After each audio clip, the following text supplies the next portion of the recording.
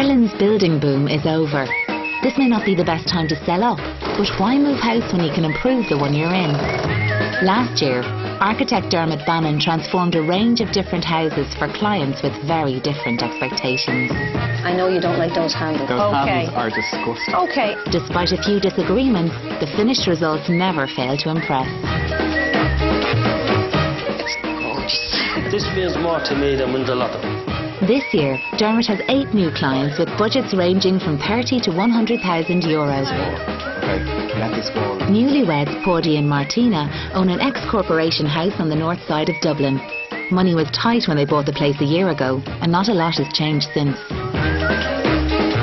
This is pretty much the last house we could afford on the budget we had. Location-wise, I think it's one of the best places in Dublin to live.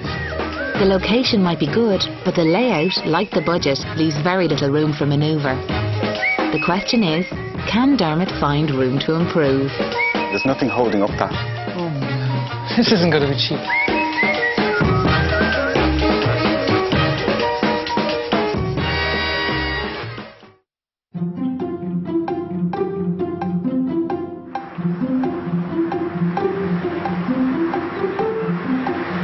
Myself and my wife bought one of these houses. It was our very first house. They're great houses. They were solid concrete walls. There was no cracking, no subsidence.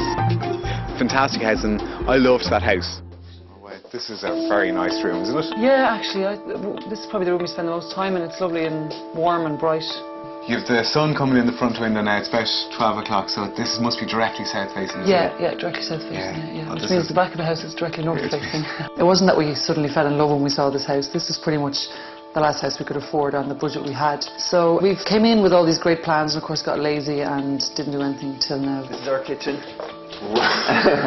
This feels like a totally different house, doesn't it? Yeah. And feels cold, doesn't it? Yeah, you can see now why we spend all our time in the living room. God, look at the little oven. That's like misery personified, isn't it? Martina and myself were travelling and we came back in, I suppose it was August '05, and Martina lives in Drumcondra, so we were kind of always looking around this area. Location-wise, I think it's one of the best places in Dublin to live. Like it's 10-15 minutes into town. And what's through here? It's the extension out here then. There's a bathroom or wet room. In here? In here, yeah. You don't use that bathroom, obviously? No, nothing. We don't use this whole extension. This is our third bedroom, even though at this stage now it's kind of used more as a storage room. You've got surfboards and doors and bikes and... Yeah. It's an expensive shed. We even keep the beers out here. You keep the beers out Yeah, it's actually colder to keep the beers in the fridge. Freezing in here, isn't it? So you don't use this room at all then? No, just that. And you don't use the bathroom, you don't use the hall. No. So from that door back... That door is closed, so we basically we're living in a 2-bed kitchen living. The main thing is that it's gammy altogether. It's just like the front room is lovely, it's lovely and warm, it's lovely and sunny. The back room is freezing. It's very hard to say anything positive about the house other than it's so handy for town. That was the only positive thing you could say about this house. The house is an absolute disaster. That extension is a disgrace. It's long, narrow, cold, damp. I can't believe that something like that was built in the 1980s with no insulation, no heating. The original house, which was built 50 years before it, is in better nick, you know. This room is very separate to the room inside. Yeah, it's like a separate house. Yeah. But the challenge here is to bring light into the back of the house.